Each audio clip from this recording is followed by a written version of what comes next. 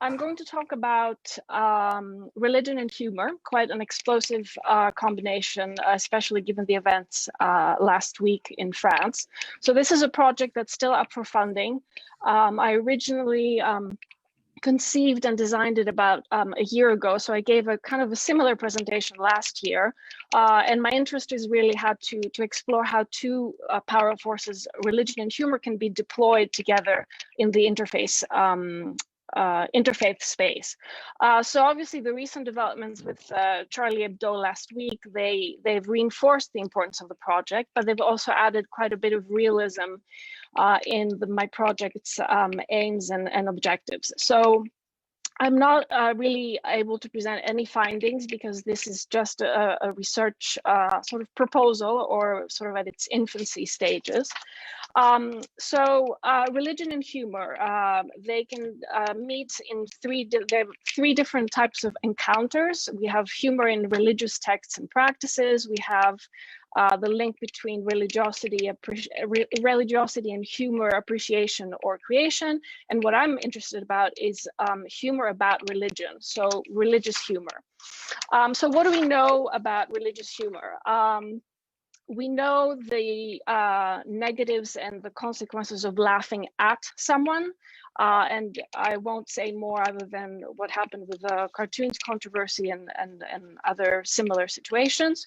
What we don't know really about religion and humor is how we can laugh with somebody, not laugh at somebody, to communicate a different perspective, to speak truth to power, to challenge stereotypes, maybe, to diffuse tension, and ultimately to perhaps bridges across religious lines. So just some theoretical grounding from humor studies. There are different theories of what does humor do. There's, for example, a famous humor studies scholar, Christy Davies, who argues that jokes are a thermometer and not a thermostat, so that jokes really reflect rather than do anything and make anything happen. There's other scholars who talk about that a joke can actually, and humor can reinforce the very ideas that it, or assumptions that it needs to change. Or it, on the other side, flip side of the coin, it can allow I'm quoting here, it allows the comic and the audience a dynamic space to openly discuss sensitive issues. And another theory, again, is that it can help push or stretch boundaries of acceptability. So what is the interfaith potential of religious humor, of humor about religion? This is what I'm interested in.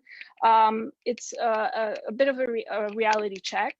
Is it preaching to the choir? In other words, does religious humor really serve as a prime, what I call to lubricate the gears of an already existing interfaith disposition? Is a mild or universally appealing type of humor still funny? Can offensive humor be considered hate speech? So my research questions are two. What can religious humor bring to interfaith engagement? How it can reach groups that can benefit most? How can it engage more meaningfully with religious difference? And number two, what is the interfaith potential of religious humor? In other words, explore under what conditions can religious humor drive any subtle shift towards what I call an interfaith inclination or stance, an interfaith mindset. How can humorists make people laugh without causing offense? Is there a specific type of humor, a specific type of context that can be more conducive to effective interfaith engagement? And my proposed or my planned methodology is to look at stand-up comedy, live or recorded, and comedy podcasts that feature jokes about religion, humor about religion, but also what I call interfaith humor, so jokes about multiple religions.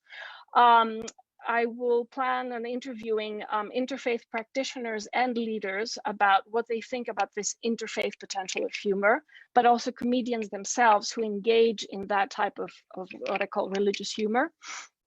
Also do some qualitative content analysis of some specific selected shows, comedy shows and comedy podcasts.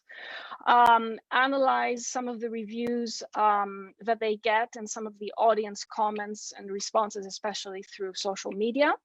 And also organize a workshop between interfaith practitioners and stand-up comedians. And that would be part of actually the methodology. And I'll stop. I have a list of proposed outputs and plans, but I'll stop here. So thank you very much.